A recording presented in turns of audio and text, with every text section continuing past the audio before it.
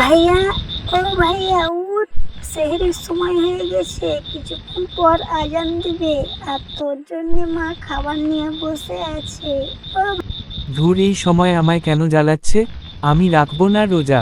আমার না খেয়ে ভালো লাগে না, যা দূর হ আমার সামনে থেকে যা।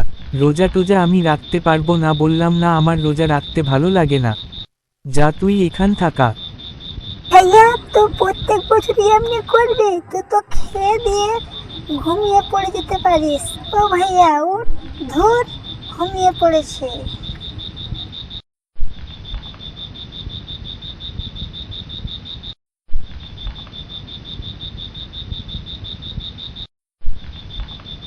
তোমার গুণবের ছেলে এলো না মা? তোমার গুণবের ছেলে চোখই খুলছে না, সে নাকি বলছে রোজা রাখতে পারবে না। আল্লাহ, তোমার কাছে হাত তুলে কত চাইলাম, তবুও আমার ছেলের দিকে এই রমজান মাসের হৃদয় দান করলেন না। আমি মা হয়ে হয়তো আমি কোন ঘাটতি আছে, তাই আল্লাহ আল্লাহ তার জন্য হেদায়েত দান করেননি। আল্লাহ আমার ছেলেটাকে হেদায়েত দান করুন।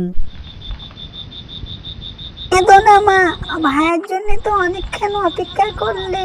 চলো আমরা সেহরি খেয়ে নেই, অনেক সময় হয়ে গেছে। চলো মা। হ্যাঁ মা, চল আমরা খেয়ে নেই, আর তোর ভাইয়ের জন্য ভাতটা রেখে দেয়, সে সকালে খেয়ে নেবে। আমি না মা, দেখিস তো ভাইয়া ঠিক আল্লাহর পথে ফিরে আসবে, এটা আমার বিশ্বাস আছে। সালমা, আমাদের অনেক সময় হয়ে গেছে সেহরিটা করেনি। ধুর, আমার সকাল বেলা নেই, রোজার জন্য আমায় ঠান্ডা ভাত খেতে হয়েছে। না হে, এইটাই খেয়ে যাই। মাসুদ বাবা, তুই উঠেছিস ঘুম থেকে, একটুকু বাজার করে দিয়ে যা বাবা, ঘরে কিছুই নেই, আজকে প্রথম রোজা, সন্ধ্যায় তো ইফতারের আয়োজন করতে হবে, ইফতার করার জন্য কিছুই নেই মাসুদ বাবা।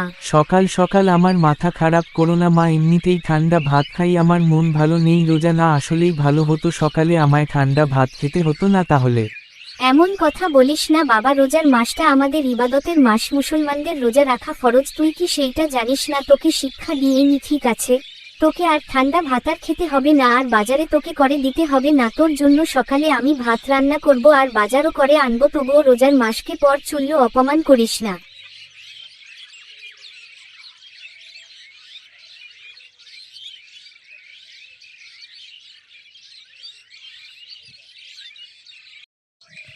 বন্ধু, তুই এত সকাল সকাল কোথায় যাচ্ছিস টুপি মাথায় দিয়ে?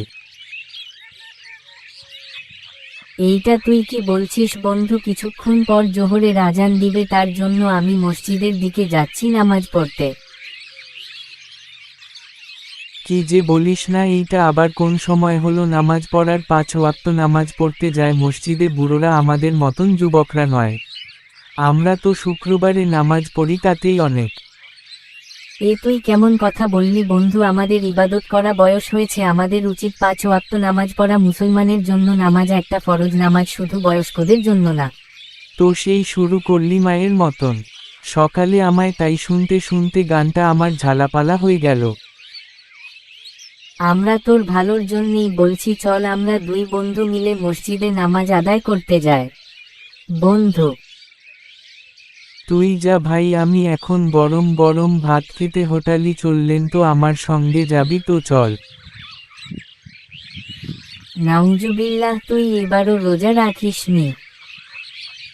না, তোর কোন সমস্যা? আমি গেলাম, তোর কথা শোনার মতন সময় আর নেই আমার, চলি।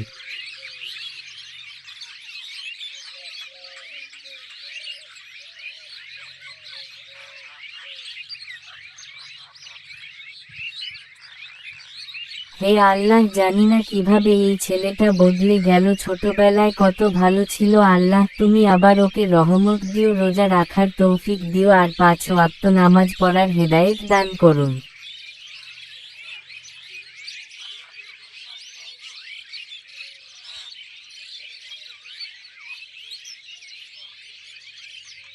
ও, ভুলেই তো গেছিলাম, রোজাতে তো এখন দেখছি লোক হবে না, মানুষ তো দেখছি কতবার, এর চেয়েও কম না। তুমি রান্না ভালো করছো না চাচা, ব্যবসা না তোমার লস হবে চাচা। তো যাবে না বাবা, তুমি সন্ধ্যায় দেখো তবে, তারপরে আমার দোকানে কত ভিড় হয় বুঝলে বাবা। আল্লাহকে খুশি করার জন্য মায়ের রমজানের রোজা রেখেছে, তো বাবার সাথে ইফতার করে সন্ধ্যার সময় আমার দোকানে আসবে। তাতে আমি খুশি হব। চাচা, তোমার দিনের খোদা কমলে তো তোমার অনেক লস হবে। শব্দ রোজা রেখে তোমার দোকানে কেনাকাটা কমে যাবে। রোজার সময় দিনের কাস্টমার কমে গেলে আমার কোন ক্ষমতা নেই কাস্টমার নাই আসার, কারণ সব রোজা রেখেছি, তাতে আমি খুশি। দিনে না খেলে ঠিকই ওরা সন্ধ্যার সময় সব ইফতার নিয়ে যাবে, বুঝলে মাসুদ বাবা? বাহ, তোমার বুদ্ধি দেখি অনেক চাচা। তোমার হাতের গরম গরম সিঙ্গারা দেখি এবার দাও দিনি, আর কিছু সিঙ্গারা প্যাকেটে ভরে দিও। ঘরের জন্য নিয়ে যাব, ইফতারে জন্য। আচ্ছা মা, ভাইয়ার মতন কি আব্বু এরকম ছিল? সে নামাজ পড়তো না? এ কেমন কথা বলছি? তোর বাবা খুব ধর্মের, আল্লাহ বলেন লোক ছিল। তিনি 5 ওয়াক্তের নামাজ পড়তে, গ্রামের মানুষ খুব তাকে শ্রদ্ধা করতে। এখনো গ্রামে তোর বাবার জন্য এখনো আমাদের সম্মান করে। এত কিছু জানতাম না মা। ভাইয়ার জন্য নামাজে আমি দোয়া করব, যেমন ভাইয়া 5 ওয়াক্ত নামাজি হয় মা। আসলে তোর ভাইয়া অনেক ধর্মীয় ছিল, তোর বাবার সঙ্গে 5 ওয়াক্ত নামাজ পড়তে যেত, বড় দেখে সালাম দিত, ছোট ছেলেদেরকে অনেক ভালোবাসতো। তুই তখন কোলের শিশু ছেলে, তোর বাবা মারা যাওয়ার পর ছেলেটা যেন আমার কি হয়ে গেল, তার জন্য আমারও কষ্ট বেশি। আমি চাই যেন আমার ছেলেটা রোজা রাখতে শুরু করে। এই কষ্টতে আমার ভাইয়ের জন্য দোয়া চাইবো মা। আমি আল্লাহর রাস্তে আমার ভাইয়াকে ঠিক ফিরিয়ে আনতে পারবো ইনশাআল্লাহ।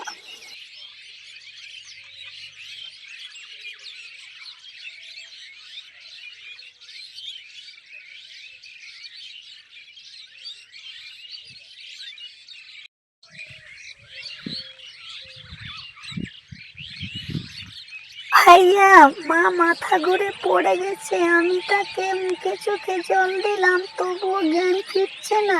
চল তাড়াতাড়ি ভাইয়া, মা কি হলো জলদি চল। কি হয়েছে মায়ের? তুই আমায় ডাক দিসনি কেন? জলদি চল, দাঁড়াবার সময় নেই।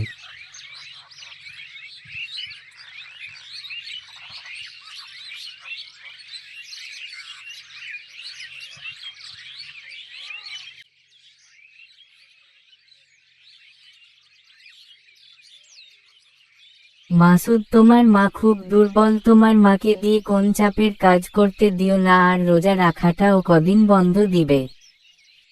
মা তো রোজা রাখা বন্ধই দিবে না ডাক্তারবাবু। আপনি তেমন ওষুধ দেন যাতে আমার মা সুস্থ হয়ে যায়, আবার রোজা রাখতে পারেন। আন্দাজে কি ওষুধ দিব মাসুদ? তুমি বলো। তোমার মাকে শহরে নিজেই ভালোভাবে পরীক্ষা করতে হবে, তবেই তোমার মায়ের রোগ ধরা যাবে, তবে আমরা সঠিক ওষুধ দিতে পারবো। ডাক্তারবাবু, আমাদের অভাবের সংসার যা আছে তা দিয়ে পেট চালাবার মতন আছে। এ টাকায় মাকে শহরে নিধুয়া কষ্ট হয়ে যাবে, তাও আবার ওইখানে যে চিকিৎসা। মাসুদ, তোমার মাকে শহরে চিকিৎসা করো ইনশাআল্লাহ, তাহলে তোমার মা সুস্থ হয়ে যাবে। আল্লাহকে কি ঠিক তোমার মাকে ঠিক করে দেবে।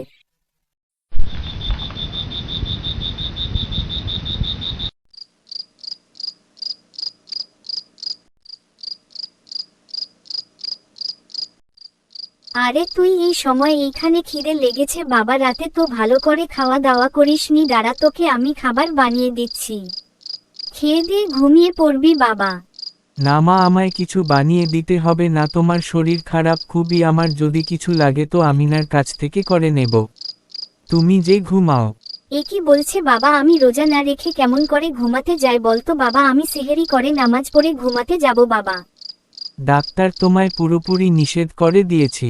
রোজা রাখতে তোমার শরীর অনেক দুর্বল, তাই মা তোমায় নিষেধ করেছে। তুমি রোজা রাখো না মা। আমার কিছু হবে না, আমার ছেলেকেও রোজা রাখাতে পারিনি না, আমি নিজেও রোজা রাখবো না। আমি এত পাপ, আল্লাহ আমায় মাফ করবে না। মাসুদ বাবা, আমি সেহেরি করে ঘুমিয়ে পড়বো, তুইও ঘুমিয়ে পড়বে বাবা।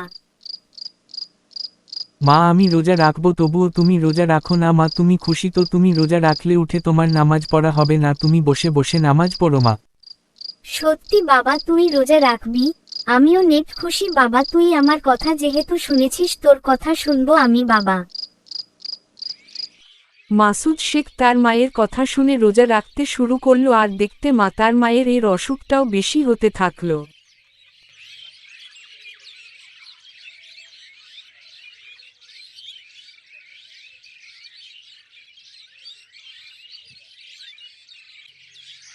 কিরে তোকে এখন বাহিরে দেখতে পাওয়া যায় না, শুনলাম রোজা রাখা শুরু করেছিস, যাকে এই রোজার মাসে তোকে রহমত দান করেছি, চল নামাজ পড়তে শুরু করবে, চল বন্ধু।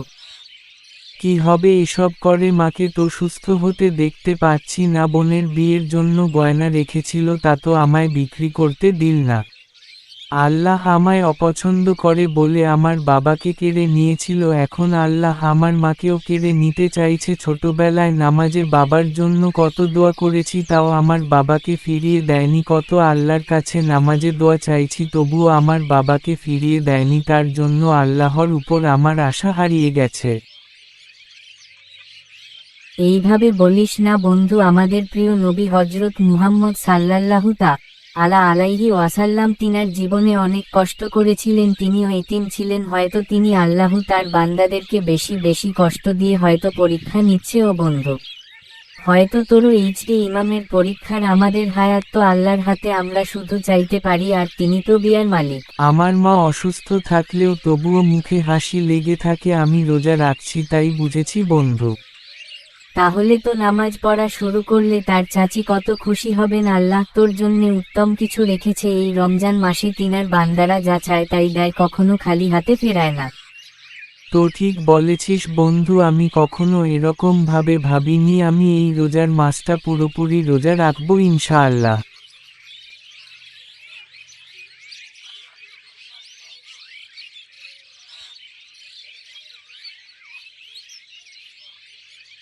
মাসুদ শেখ তার বন্ধুর কথা শুনে নামাজ পড়তে শুরু করলো, আর তার মা সে অসুস্থ ছিল সে অনেকটা সুস্থ হয়ে গেছে, তার কোন আর অসুখ নেই, আল্লাহ সব ঠিক করে দিয়েছে। ধন্যবাদ বন্ধু, তোর উপদেশ শুনে আমি ধর্মপথে চলে এসেছি আর আমার মায়ের সব রোগ দূর হয়ে গেছে, এখন তিনি ভালোই আছেন আল্লাহর রহমতে। আলহামদুলিল্লাহ, সবই আল্লাহর ইচ্ছা। চাচিকে খুশি করার রোজা রাখার ফজিলত আশা করছি। বন্ধু, তুই রোজা শেষ হলে এত রাগের পথে ফিরে যাবি না। না বন্ধু, তোর সঙ্গে আমি নামাজ পড়তে যাব, কখনো নামাজ ছাড়ব না। আমরা দুই বন্ধু মিলে 5 ওয়াক্ত নামাজ ধরব ইনশাল্লাহ।